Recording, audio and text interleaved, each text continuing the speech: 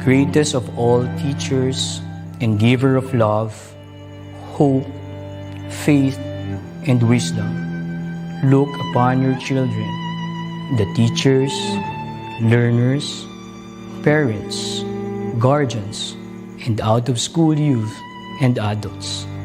We humbly ask for your mercy and forgiveness. Guide us to the right path. May our efforts be blessed with insights and understanding, wisdom and respect for all. Bless us with patience, for the path of learning is never easy. Bless our commitment to keep on learning new knowledge and experiences. Let your light shine upon us as we make our world a better place to live in. Amen.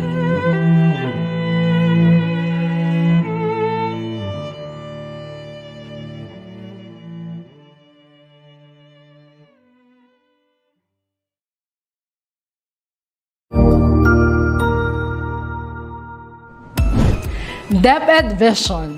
We dream of Filipinos who passionately love their country and whose values and competencies enable them to realize their full potential and contribute meaningfully to building the nation. As a learner-centered public institution, the Department of Education continuously improves itself to better serve its stakeholders. DepEd mission: to protect and promote the right of every Filipino to quality, equitable, culture-based, and complete basic education where students learn in a child-friendly, gender-sensitive, safe, and motivating environment. Teachers facilitate learning and constantly nurture every learner. Administrators and staff, as stewards of the institution, ensure an enabling and supportive environment for effective learning to happen. Family, community, and other stakeholders are actively engaged and share responsibility for developing lifelong learners. DepEd core values: maka-Diyos, makatao, makakalikasan, at makabansa.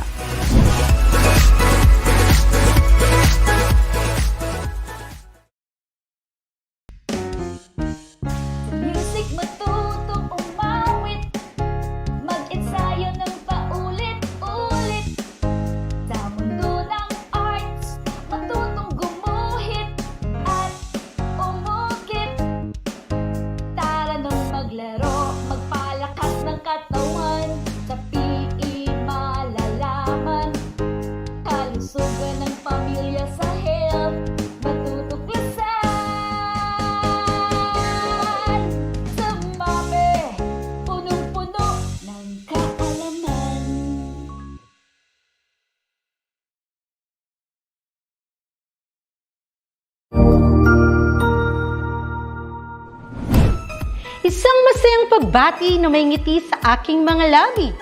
Naghahanap ba kayo ng makakatuwang sa pagre-review ng inyong anak? Meron yan sa DepEd. Ang ETUlay online tutorial ay libre at handog ng ating kagawaran sa pangunguna ng OUA ICTS EdTech. Ito ay isang proyektong makatutulong sa mga mag-aaral, katuwang ang mga magulang o kasama sa kani-kanilang tahanan para masagutan at maunawaan ang mga modules. Hangad din ng programang ETUlay ang matulungan ang ating mga guro sa kanilang mga blended learning classes. Ang ating ETUlay ay mula kinder hanggang senior high school. Bukod sa academics, meron din tayong mga special programs gaya ng All is Wellness, Reading and Math Remediation, Storytelling, Mommy Tech Talks, Classes sa Gramatika, Speech Class, Financial Literacy, at marami pang iba. Pinalawig din ng ETUlay ang ating Alive program para sa mga mag-aaral mula grade 1 hanggang grade 3. Gayun din ay mayroon tayong ALS program at SPED tutorials na makasisigurong makakamit ng lahat ang inclusive education. May SPED hotline na rin para sa inyong mga katanungan patungkol sa special education. Kaya, subaybayan mula Lunes hanggang Biyernes, mula 9 ng umaga hanggang 7 ng gabi ang ating ETUlay. Sa ating pagtutulungan, maiaangat natin ang bawat isa. Ating itutulay ang pagkatuto upang di mapigil ang pag-aaral ng kabataang Pilipino. Itulay natin ito, sulong edukalidad.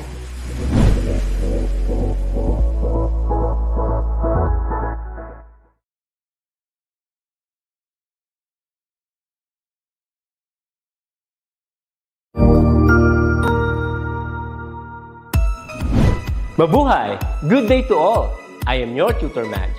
Welcome to ETUlay, a free online tutorial, an initiative of the Department of Education, Information and Communications Technology Service, Educational Technology Unit, ICTS EdTech. This program is aimed at helping and assisting learners from kindergarten, senior high school, ALS, Alive and SPED learners.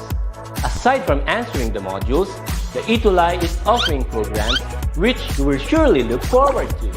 Together with our parents and teachers, the ETUlay will bridge the gaps where difficulty and ease meet in learning new knowledge and skills.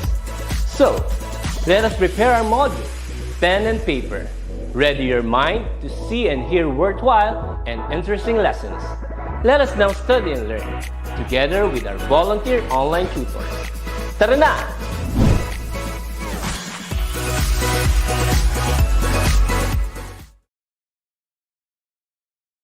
What's up, quarantines? Ayan, medyo namamaos pa yung tutor. So, nandito naman ang inyong grade 9 tutor para sa panibagong lection. Ayan, may pa-heart tayo ngayon. So, let me just share my screen. So, shoutout sa ating mga quarantines. Ayan. Ayan, nakashare agad-agad. Napakabilis pong ating mga directors. Thank you so much, Tutor Merly, Sir Obet, Sir Ariel, and Sir Madge. Ayan, they are very, very much attentive. Ayan. Wow, na-miss ko ang mag-ETUlay since last quarter, I guess. So, since andito na tayo sa ating huling quarter, I know naman na all of our quarantines or tutors or tuties are excited to see the MAPEH tutors from grade 7 to grade 10 as well. So, start na natin to para malaman ninyo ang ating topic for today. Okay? So, I am your tutor A. Hold on. And I am teaching Physical Education 9. And for today, our topic is all about the active recreation.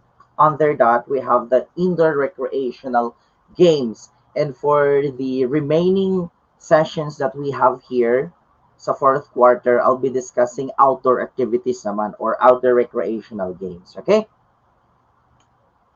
And supposedly, I am with Tutor Twinkie, but due to her schedule, since ang school nila is full implementation of face-to-face classes, admit the fact na there are some challenges or hard-in connection sa school, kaya minabuti muna na ako muna yung inyong tutor for today. But for the next session, babawi si Tutor Twinkie sa atin. Okay? Kasi nga, she came from Ilocos Norte pa. So, medyo malayo-layo. Okay? So, with that, ako muna. And, of course, a reference for this session came from the Negros Oriental Region 7. And as you have noticed, may mga writers din tayo dito. So, thank you so much for landing as your module. Okay? Para magamit namin sa aming, ayan, Olaso. Olaso, I'll be giving you an award na lang for this fourth quarter as an active tutor. Hey, Tutor Dada, good morning. Ang aming supportive tutor na si Tutor Dada. So, quarter 4, what should be your expectations? Right after this session, of course, the students or you quarantines are able to know the nature and background of recreational activities. You are also participants in active recreation and advocates community efforts to increase participation in physical activities and improve nutrition practices. in my topic here are not just simply knowing or gaining knowledge about recreational activities, yet there's somehow a benefit in every individual, especially in nutrition practices or even your healthy living, etc. Okay, good morning, Rizalin Sante. So let's have an activity first before we jump into the main dish. Wow, main dish talaga, main topic. Okay, you just have to identify these sport or activity. Okay, number one, I already gave you a letter O. Sa tingin nyo, what is the answer for this one? You can comment your answer through the comment section. Winnibel Borromeo, okay, one of my advisor class students, okay. Shout out sa'yo, of course, grade and tamarind. Okay, how about this one? Can you answer this or can you guess the picture? Oh, Sharuve, good morning po. Okay. Abion, okay, estudyante ko rin to. Very good. It's badminton. Very good, Abion. You are very, active, ah. How about number two? Oh, the girl is digging, trying to get the ball. Oh, I already gave you a letter. We just have to fill in those missing letters. So it's very good. Volleyball. Wow, we are very much active today, even if hindi tayo masyado nakapagkita. Nag-meet. Kasi last week, Tutor Da and the rest of the tutors discussed their topic naman sa music and arts. So for today, PE and health naman tayo. Very good. How about number three? As you can see, they are somehow flexing or dancing. How about this one? Very good. It's Zumba dance. Wow, you are very much active talaga. And how about this one? Varieties of recreational activities and sports. We have volleyball, badminton, basketball, table tennis, and then Zumba. Can you or do you know the category of this one? What are these? Is it indoor or outdoor sports or activities? Can you play badminton? Can you play badminton in outdoor? Can you play table tennis in outdoor? What are these? Or how can you even classify or how can you classify these activities or sports? It's very good. It's indoor games. Wow, nakuha nyo agad-agad, ah. It's indoor, okay? Though some sports can played outdoor, pero originally they are played indoor games. Okay, thank you so much. Outdoor, outdoor. Okay, so outdoor activities will be our next topic for our next session. Okay, it's on indoor games. Okay, kung kami nagsasagot ng outdoor, indoor siya. Okay, so what's new? So let's have some taste of this. The way you live your life is an everyday basis is your lifestyle. Okay, if you are lazy in exercising or exercises, you are too much time in watching television, more on mobile games, what should you expect then to your lifestyle or health? Magiging obese or magiging tamad, mga ganong behavior. But if you are active in exercises or even trainings or even mga sports, magkakaroon ka ng healthy lifestyle or even healthy body. Okay? It improves health condition in many ways, and it also helps you to lose the calories better and sustain a desirable weight, especially if you are obese or overweight. You just have to take responsibility to your routine. Lifestyle change is the best way of preventing, excuse me, illness and early death. You just have to be mindful for that. Major causes of early death have shifted from infectious diseases. Kasi nga, if you are lack of exercises, you are prone to diseases such as heart, cancer, and diabetes. Ang diabetes, walang sinisino yan. Even if you are younger, older, as long as you have poor healthy lifestyle, pwede ka magkaroon ng diabetes and so on. Are you familiar with the concept of energy balance? It says here you just have to focus on those bold words. If you eat more, of course, you gain weight. Tama nga naman, if you intake a lot of food without exercise at all, pwede ka talagang madagdagan ng timbang. So some others complaining that why I am so fat but lalo akong lumalaki. It's because they didn't have much exercises. But it says here, if you eat the same na kailangan ng katawan mo and you exercise also, you can maintain your weight. For example, kumain ako today and I ate 3 cup of rice. And then sa hapon, nag-exercise ako, naglaro ako ng badminton, nag-zumba ako. With that alone, I burned the calories that I eaten. Okay? So, and then the third one, this is the concept of energy balance. Okay? From the word itself, balance. Kailangan mo lang balansehin.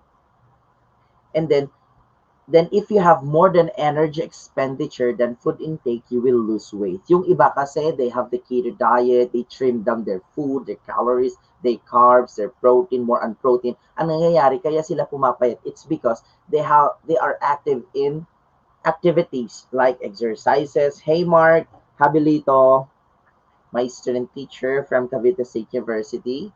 Ayan, shout out sa'yo. Yan, may mga papuso. Okay, let's go back. If you are active in exercises or going to gym, and then you are somehow disciplined to your what you are eating, no, papayat ka talaga. As we compare onto the first one, and if you eat more and then without, as I've said, without exercise, you will gain weight talaga. Okay. Now, since we are talking about the indoor recreational activities, watching from Tanzania National Tree, Richmond, Mendoza. Okay, one of our active duties to si Richmond from Tanzania National Trade School. So, indoor recreational activities. One indoor recreational activities that I'm going to discuss is all about the badminton. Okay, this is just a brief definition or history of badminton. I know history of badminton is a broad topic to discuss. Okay, kaya hindi kasya ang 30 minutes. So this is just a very, very brief history. Okay, badminton game began in India, which also known as Pune. That is the first name for this sport before it became badminton. In 1860s, you could just imagine it's too long.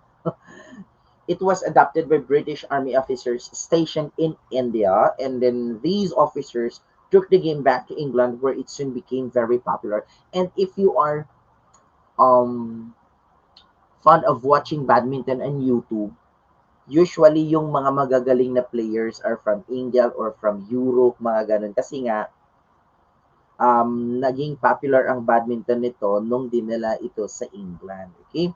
And Filipino athletes are also fan of playing badminton. Marami tayong mga magagaling din naman lalaro ng badminton.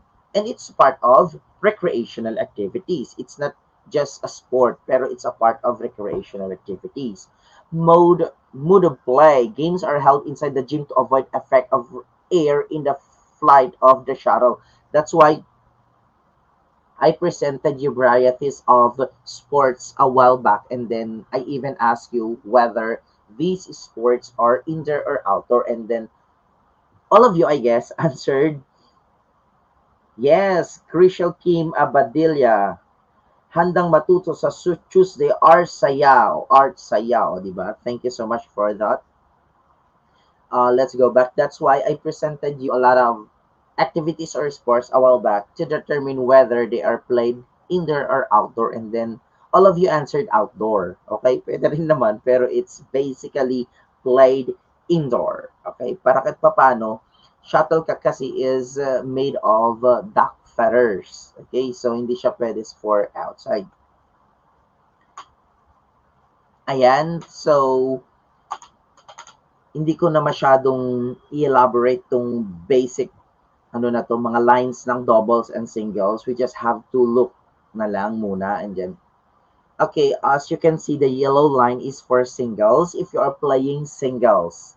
And then the white lines outside is for doubles naman. Since you are two, there are two players playing, so magkakampi sila. So mas malawak yung kanilang range. So while in singles, you just somehow, you have a limited lines for you kasi mag-isa ka lang naman. So, I have here right, left, right, left. Of course, when you serve, start with your right side, okay? If you are holding a racket with your right hand, so doon ka dapat mag-serve. And then, serving diagonally to the receiver, which the receiver position will be at the right also. Okay? So that right to right ang kanyang service. That is the first service lang naman. Okay, so as you can see, the specific measurement of the court for badminton. And then the game requires the skills in service. Of course, you're not just simply know how to play. But then the question is, how can you even earn a point? Of course, meron tayong slow drop shot skills in service. Strokes in hitting the shuttle such as smash, drop, eto siya. Slow drop shot. We also have clear above shoulder height over the opponent and lands near the back line. Meron din tayong net shots. Meron din tayong smash, wherein if you are dealing with smash, it is a combination of speed and power. Okay? Speed and strength pala, kaya yan yung power.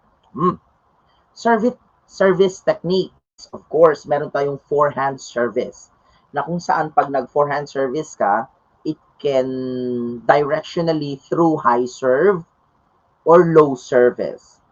Ang flick serve ay para sa backhand service. Pwedeng flick serve siya. Okay? I know some of the cuties here are fond of playing badminton. I myself, I still love playing badminton. So of course, just like in Zumba, you just have to wear mga dry fits or mga fitted clothes for you to move. In badminton naman, you are also like to wear those kinds of clothes. Dry fit shirt and shorts, of course, racket, at kailangan mo rin ng sapatos with a good sole. Kasi nga, importante yon for you to prevent injuries while getting the ball or running to the opponent or trying to get the ball. Okay? And magkaiba kasi ang sapatos ng if you are an athlete sa athletics compared to the shoes that you're going to wear sa badminton. Okay? Magkaiba yung, kaya you have to be mindful for that. When it comes to scoring, 3 sets, okay, a game is won when a player reach a score of 21. Unlike in volleyball, it's a 25. Pero they have the same in dues. Meron din tayong dues. In volleyball, if you scored at 24, pwede kang mag-dues. Hanggang may advantage of 2 yung kalaban sa volleyball. While in badminton, it is somehow a tiring sport. Mag-isa ka lang or even dalawa lang kayo.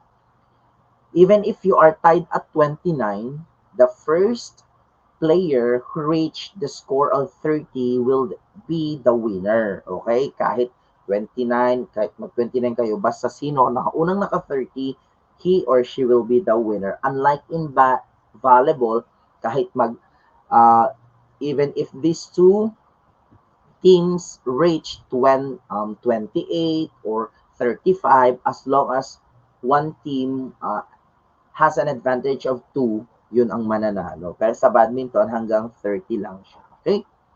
The game is played by either singles, pwedeng lalaki, babae, singles, men's singles, meron kayo na siguro naririnig na ganon. And it can also be doubles, double boys and double girls. And here in the Philippines, meron din tayong mga players meron tayong mga players na mixed.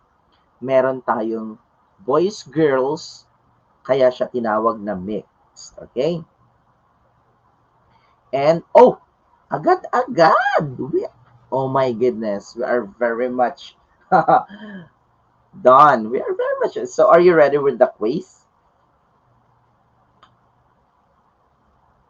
Are you ready with the quiz? Andang matuto, sabi ni Monsahod Luis Andrea. Okay.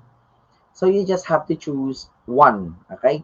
So, active recreation participation is everyone's responsibility. Mhm. Which of the following is the best reason for this? Is it letter A, B, C, or D? Ano kaya? Active recreation participation is everyone's responsibility. Ito ba ay para maging physically fit body, maintain weight, have a healthy lifestyle, or have fun, enjoyment, and satisfaction? Actually, these are all good answers, but I am asking you to select the best. Very good. It's have a healthy lifestyle. Kasi very good, Richmond, kasi when we are dealing with healthy lifestyle, kasi it deals with you are enjoying what you're doing. Your goal is to have a physically fit body and to maintain weight. Kaya andyan na mismo yung healthy lifestyle. How about number 2?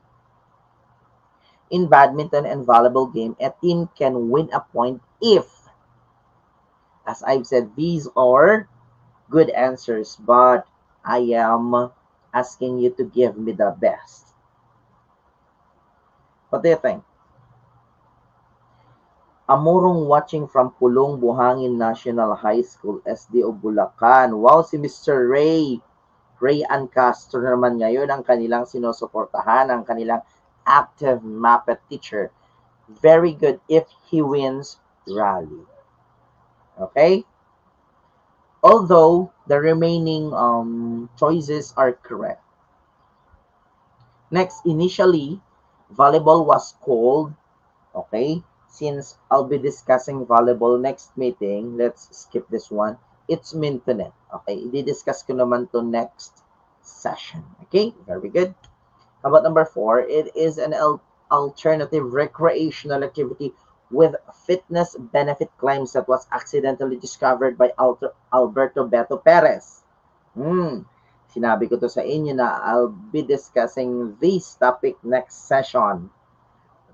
Very good, Zumba. And I will assure you that you will be meeting Alberto Beto Perez next session kung ano ang itsura niya. Okay, next, number 5. Very good. The way we live our life reflects Ayan. The way we live our life reflects, hold on. Ayan. Our lifestyle. Which of the following is a healthy lifestyle that can maintain your desirable weight? Which one? Number 5.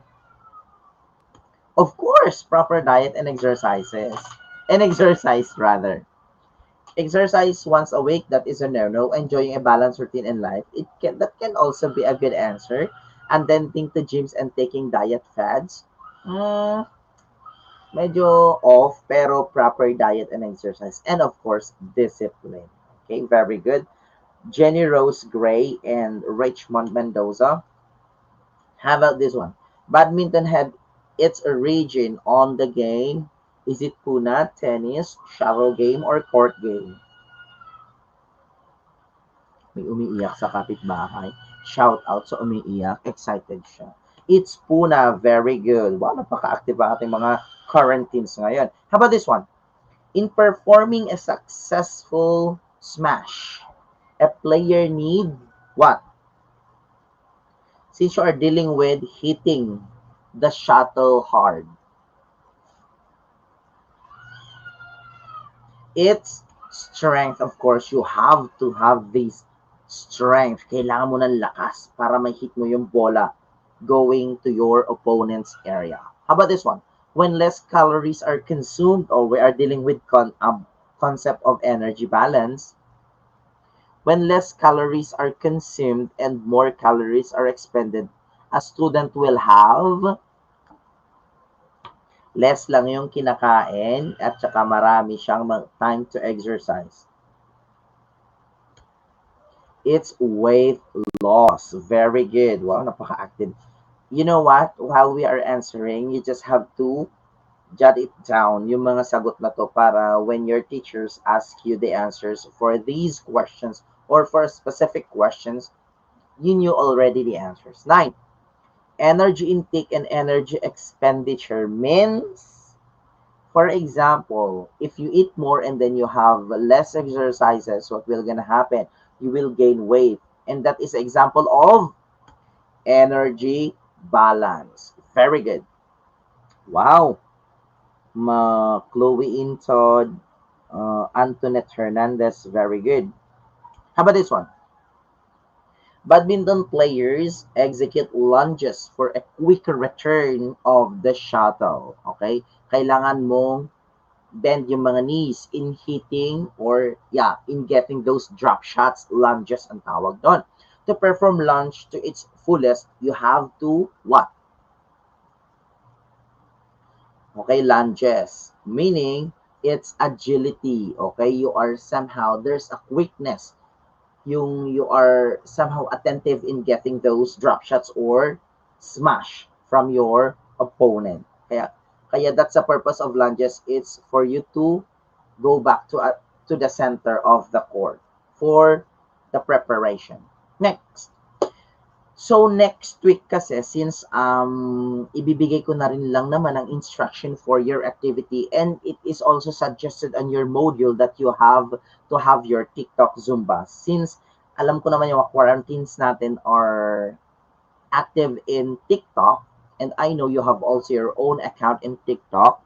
So together with your family, familiarize yourself with Zumba dance steps. You can create your own, you can rely on YouTube, but don't worry, I made my own Zumba. And then you can watch if you have time, pero next week pa yon. Execute the steps with energy and fun. Of course, while doing a Zumba, you are not just simply burning specific calorie or fats, but the most important ingredient in Zumba is enjoyment. Okay? Make a simple routine using the basic steps of Zumba, integrating TikTok steps. Diba? Ang daming ganyan na TikTok steps, mga ganyan. You just have to integrate those steps to your Zumba. Okay? Parang tumigil ako. Parang tumigil. Ay, hindi pala. Sa cellphone ko lang pala tumigil. Okay. Here's how you do the TikTok Zumba. Okay, combine the steps to create your own routine for 3 to 5 minutes and then perform the routine at your own level. You don't have to exaggerate the steps. You just have to fun or calm and happy go lucky lang. Okay, next. Of course, criteria, you don't just do or comply the activities, but for you to know your grade, these are the criteria: execution, display high level of mastery and creativity. Of course, you have to follow the directions, energy and enthusiasm, and involvement of other people or members. Kasi sabi nga kanina, di ba, participation in the community. There's an involvement within your community. You are not just simply engaging to specific activity, yet you have to encourage you have to encourage the family members to do a Zumba, not just for compliance, but for your healthy lifestyle na din. Okay? Okay. So I actually made a video. So by next week, sabay-sabay nating panoorin to at sabay-sabay tayong mag-zumba. Okay? By next session pala. A 3-minute TikTok Zumba Dance Challenge Remix. Okay? So meron tayong pa-zumba. O, di ba? Legs pa lang. Panalo na. Okay? So with that, thank you so much. So always keep on tuning and enjoying our adorable and gifted tutors for grade 9. Nandyan ang music natin, Tutor Nolet and Tutor Fev. Of course, sa arts, masining, Tutor Da and Tutor Joni, ang mas fresh pa sa lumpiang ubod. Of course, yours truly, I'm Tutor A and Tutor Twinkie. And sa health, dati, mga ka-quarantines, as you have noticed, meron tayong bagong tutor ngayon na si Tutor Eric.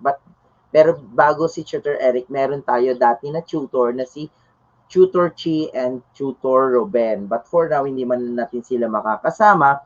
Madadagdagan naman tayo ng isa pang pangmalakasang tutor sa grade 9. So, before I end this session, i-welcome natin si Tutor Eric. Bigyan natin ng mapusong umaga ngayong umaga. Okay? And sabi ka ng mga Ilocano, agyaman at iti ragsak nga inpakitam. In short, or to translate this, natutuwa at nagagalak ako sa mga quarantines na pinakita nilang kasiglahan sa ating session for today. Saktong-sakto.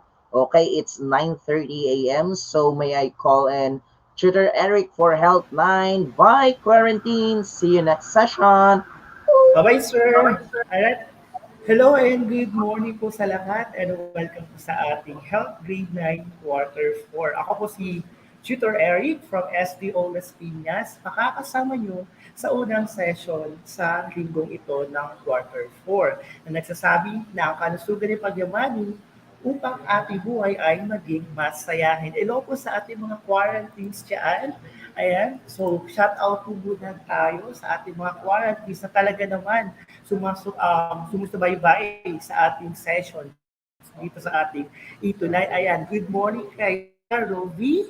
Ayan, good morning po. Ayan, kanina ko pa nakikita si Shia na very active talaga at nagpa-participate sa ating session with Tutor A. Good morning din kay Richmond L. Mendoza. Good morning.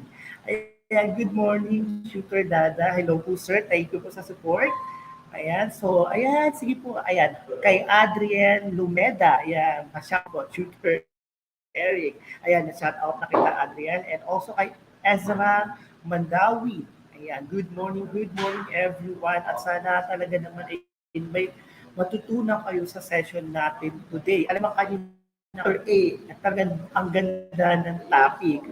Di ba? It's about recreational activity. In line with that, ay talaga makukonect natin yung topic natin doon sa recreational activities. Kasi pag-uusapan naman natin later on about injury. Ayan, good morning po, Shia. Ayan. So, okay. Alright, again, our topic for this session is about Health 9 Quarter 4 Week 1, intentional and unintentional injuries. So, di ba kanina sa recreational, syempre hindi natin maiiwasan na magkakasugat tayo or maa-aksidente tayo. So, ano ba yung pagkakaiba ng intentional and unintentional injuries? Alright, for our official reference, so we have from DepEd Health, Quarter 4, Module 1, intentional and unintentional injury. So let us recognize the development team of this module from the author, editor, reviewer, illustrator, layout artist, and management team.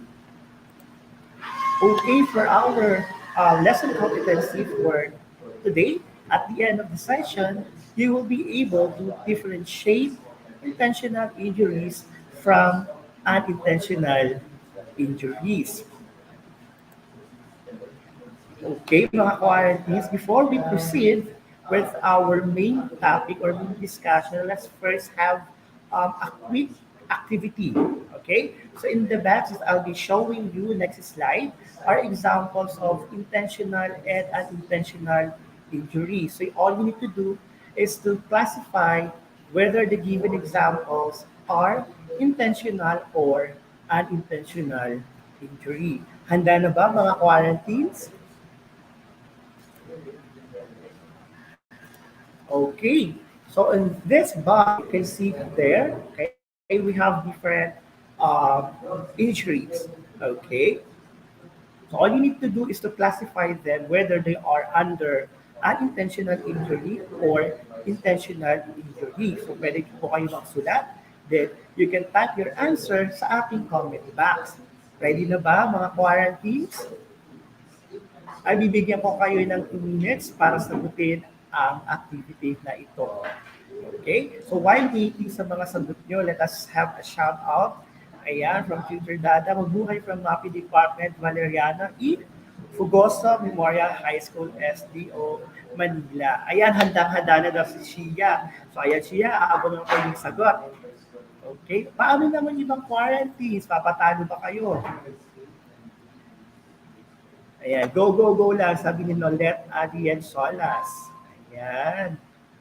Ayan, from Richmond, El Mendoza, Mabuhay, watching from Tanzan National Trade School, 9 Pomelo. Hello, hello po. Ayan, sige, wait po tayo sa mga sagot ng ating mga quarantine. So, ayun, suffocation, under ba siya ng what? Unintentional injury ba siya or intentional injury? So, wala pa, hintay lang po tayo. Ayan, good morning po, Antoinette Hernandez, 9R. Amora, watching from Pulong, Buhani, National High School, STO Bulacan, teacher, Mr. Ray and Castro. Hello sa iyo, Antoinette, at sa iyong teacher na si Mr. Ray and Castro. Ayan, hinihintay ko mga quarantine sa iyong mga sagot. Again, i-type nyo lang sa ating comment box ang inyong mga sagot dito sa ating activity.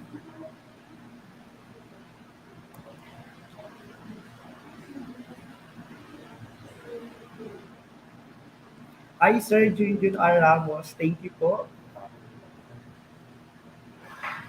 Mukhang na traffic ata yung ating mga quarantine sa pagsagot at medyo madami-dami yung ita-type nila.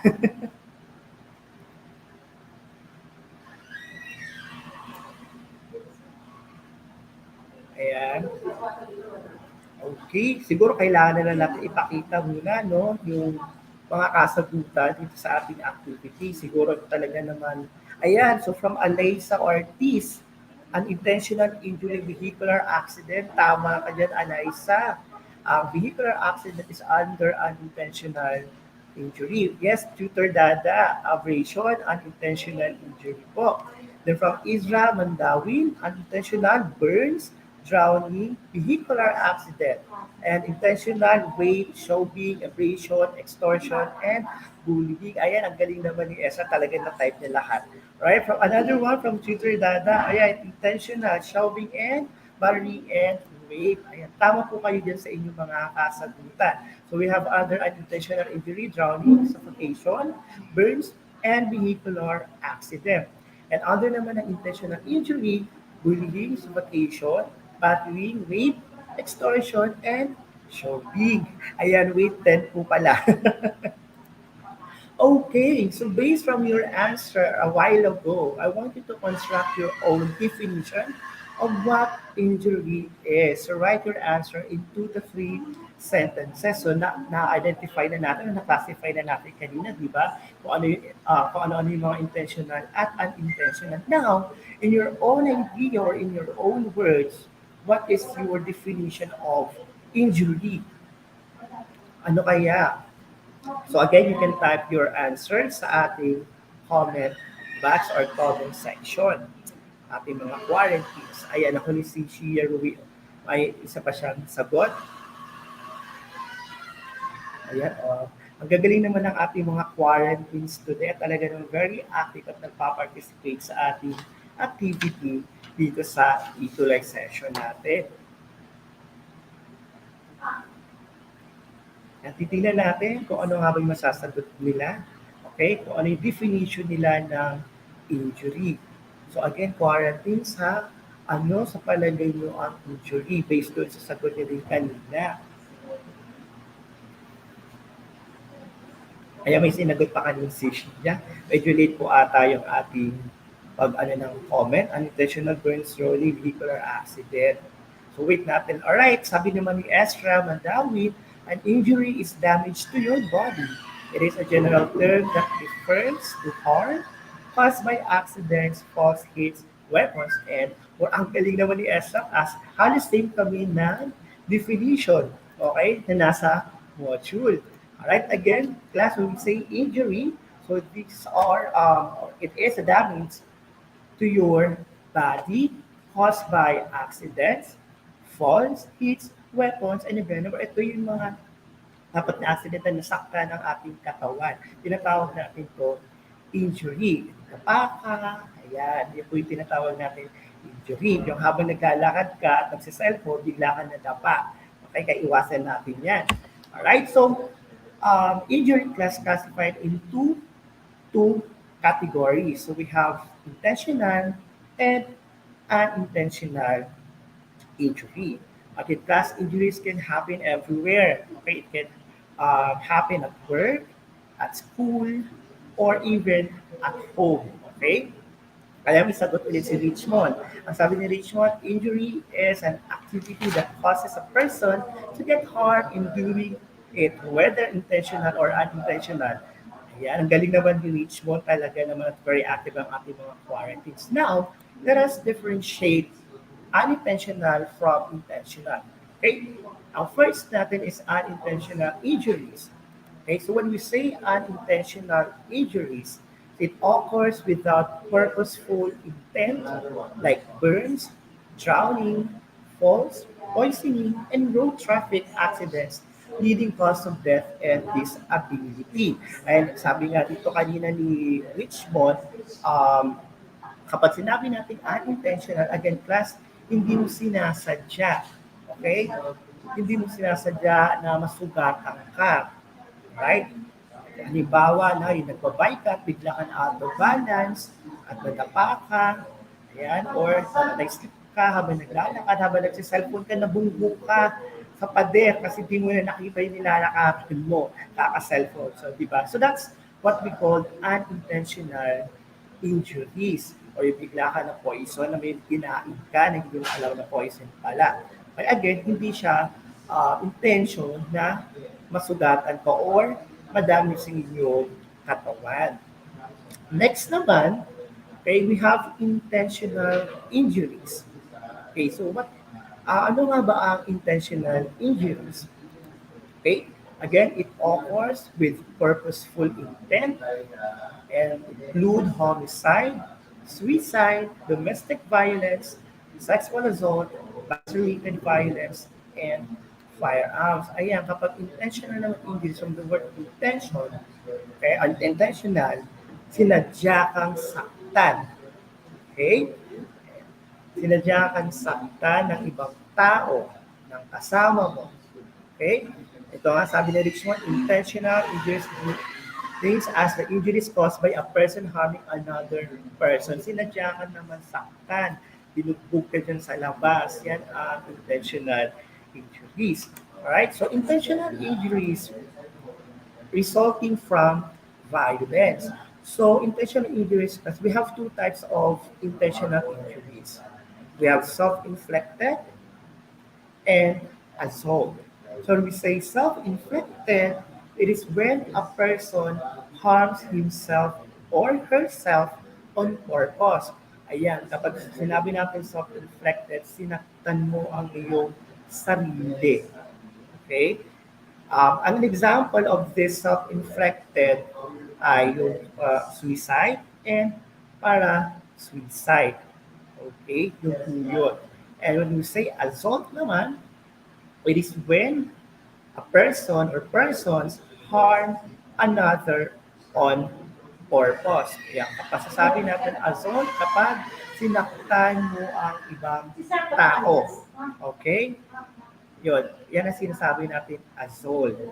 Okay? Assault are violence committed within the family. Ayan, pwede po yung mangyari sa within the family, peers, mga kagrupo natin, o mga nakakasama natin, either sa bahay, okay, and other group of people. Okay, tandaan po natin, again, ang self-inflicted, kapag sinaktan niyo po ang inyong mga sarili on purpose. Okay, kapag assault naman, when a person or person harm another ibang tao on purpose. Ayan, ngayon ko pala nababasa or nakikita yung ibang comment nyo sa sagot nyo kanina doon sa question natin. Ayan, thank you very much, my dear quarantines. Alright? Alright, so what's more? So let's discuss this other topic natin dito sa ating lesson. So, domestic violence may happen in the family when one or more members of the family harms, or abuses another family member. Always remember this, my dear quarantines, domestic violence is violence committed by someone in the victim's domestic circle. So this includes partner or ex-partners, immediate family members, other related and family friends, right? So the term domestic violence is used when there is a close relationship between the offender and the victim. So yun po yung sinasabi natin na domestic violence kapag sinaktan ka ng within your family member, okay? Or your family friends. Yan po sinasabi natin domestic violence.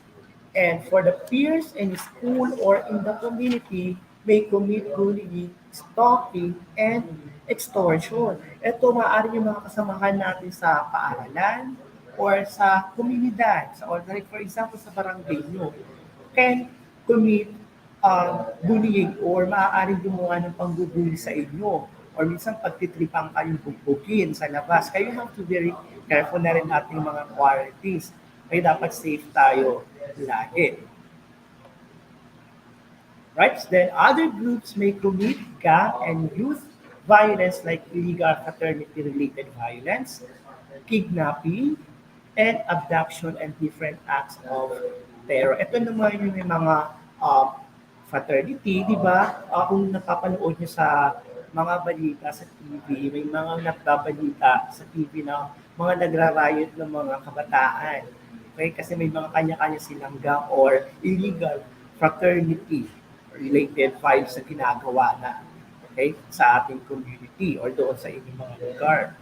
Right? Ayan, hazing, tama ka dyan, Adrian Lumeda. Maaaring, okay, magkaroon din ng abuse or magkaroon ng injury sa hazing.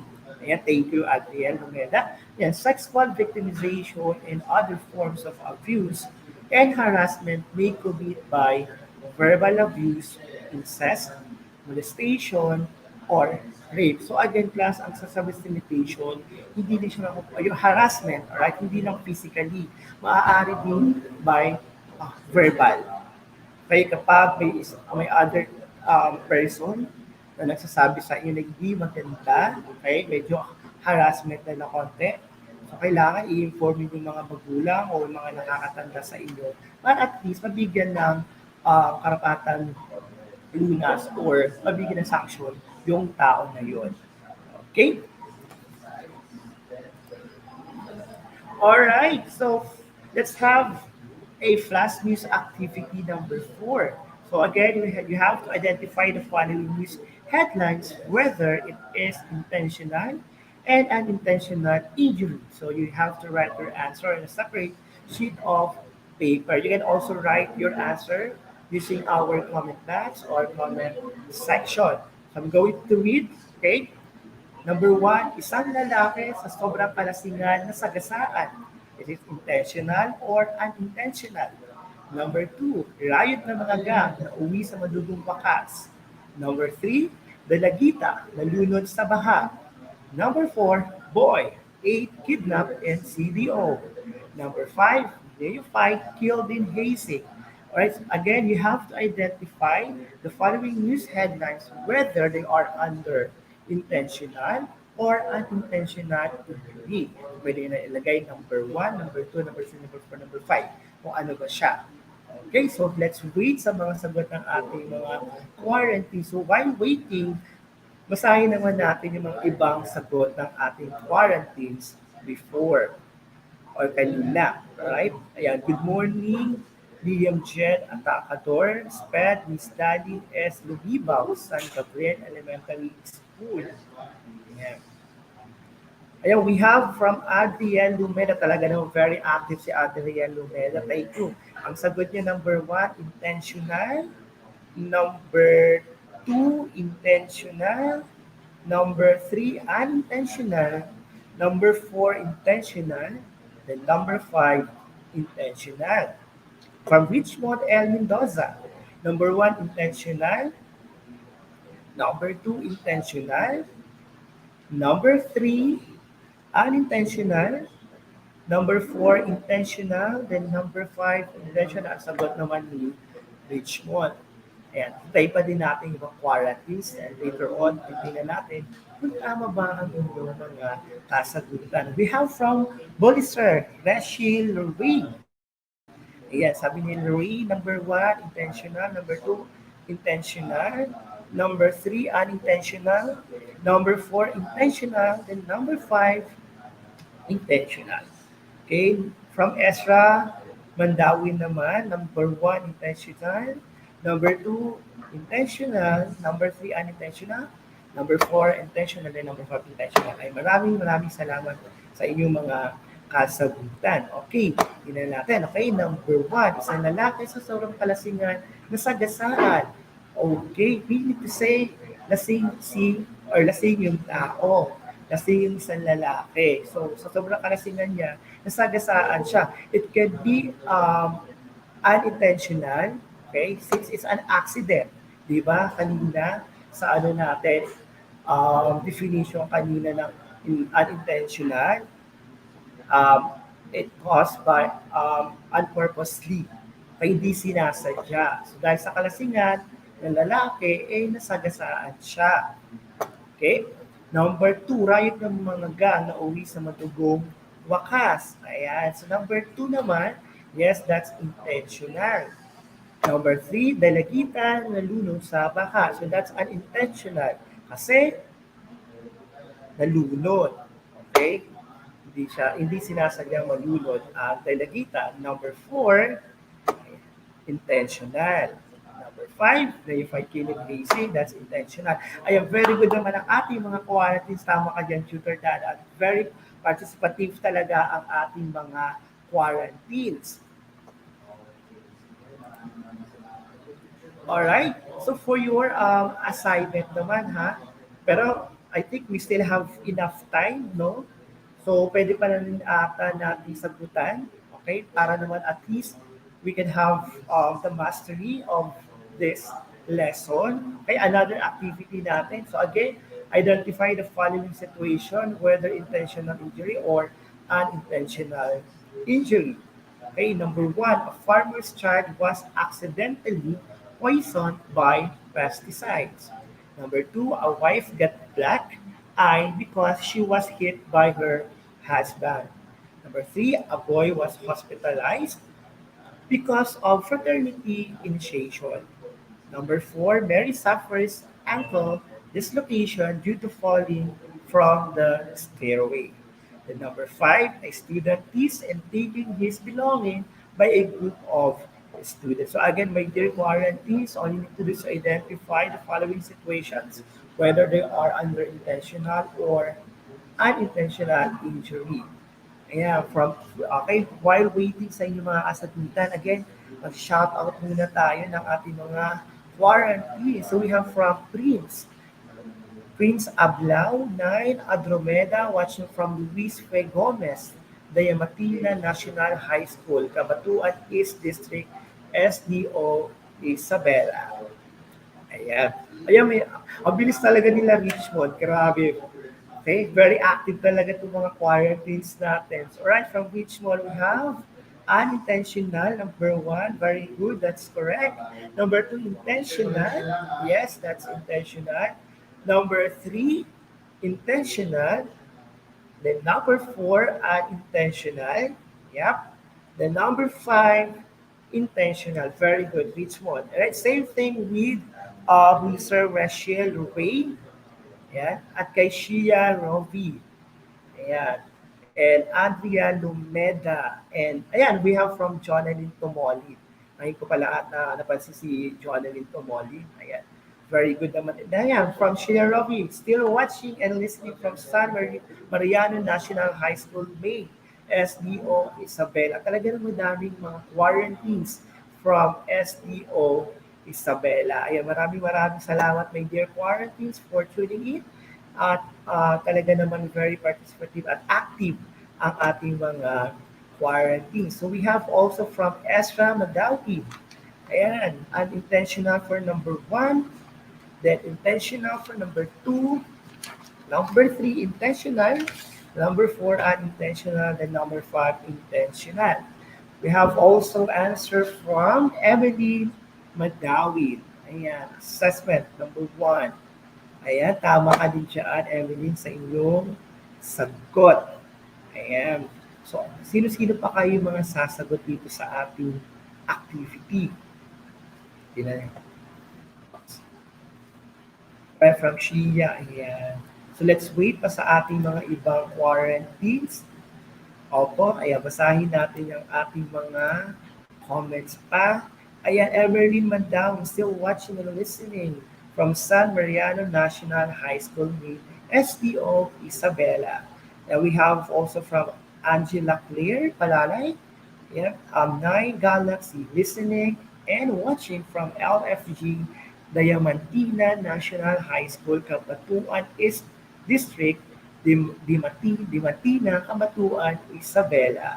Ay maraming salamat po sa mga taga Isabela na talaga naman very active at lagi po nanunungod ng ating ETUlay. Ayan, pa-shout out daw kay Adriel Lumeda. Hello sa'yo, Adriel Lumeda. Kamusta ka dyan? Ayan, so hanapin pa natin yung ibang mga kasagutan ng ating mga quarantine since we still have enough time. Okay? Alright, so from Jonadine, ay si Jonadine, si Adriel, si Prince, ayan, si Prince, let's wait sa iba pang sagot. Ayan, from Angela Ignacio, still listening and watching with you. Thank you naman, Angela. And Richmond, still and watching and listening from Tansa National Trade, from Pomelo. Ayan. Ayan, may sagot na si Antoinette T. Hernandez. Parang familiar sa akin si Antoinette. Alright. Ayan, very good ka din dyan, Antoinette, sa inyong sagot. Ayan, from Adriel, still watching and listening from Tansa. Ayan, ang dami natin from Tansa and from Isabela. Sana next time may makita din ako dito na from SDO Las Piñas, no? I think we need to invite our students para mas madami at mas masaya. Diba? Tama ba ako ng mga quarantines? Ayan, Adrian Lomel, still watching and listening from Tansa National Trade School, Pomelo. Ayan, thank you po sa inyo lahat na ganyan may dear quarantines for tuning in. So sana'y may natutunan kayo sa session natin ito. Alright? Okay, Antoinette P. Hernandez still watching and listening from Pulong Buhangin National High School, SPO, Bulacan. Wow, nakikita nito ah. Ayan, from Jonathan, still watching and listening from Tansaya. Same na lang din yun. Nag-enjoy ba kayo, my dear quarantine, sa ating session for today with Tutor A and with me? And still watching and listening from Tansa National Trade School, Raspberry. Ayan, from Raspberry pala si Jonathan Tumoli. Adrian Lumel, still watching and listening from your heart. Ayan. Okay. Ayan, thank you again, my dear quarantines, for tuning in. Eh, madami po, sir, natutunan po sa lesson today. Ayan, kami mga tutor ay masaya na talaga natututo po kayo dito sa ating session sa ETUlay. At yan naman talaga ang aming purpose kung bakit po kami nandito. Ayan. Okay. So don't forget po, again, MAPEH 9 every Tuesday from 9 o'clock to 10 o'clock in the morning. So we have Tutor Mulet for music, and Tutor Da, and Tutor Aldrich naman, and Tutor Fev, Tutor Johnny, and Tutor Twinkie, and of course, yours truly, Tutor Eric, your funny tutor for health. So again, maraming salamat po sa inyong lahat at see you next week. So iiwan ko po sa kasabihan na ang kalusugan ay pagyamani upang ating buhay ay maging masiyahin. Alright, happy lagi mga quarantines. Ayan, I'll see you next week for our next session. Thank you very much po. Bye-bye, happy lagi.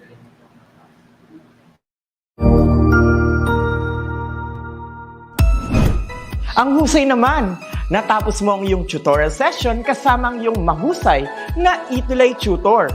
May bago ka bang natutuhan? I-share na yan gamit ang hashtag ETUlay Level Up. Huwag aalis ha, dahil may susunod pang programa na pwede mo ring panoorin at salihan. Dahil naghihintay na ang iyong mga tutors. Happy learning dito sa ETUlay!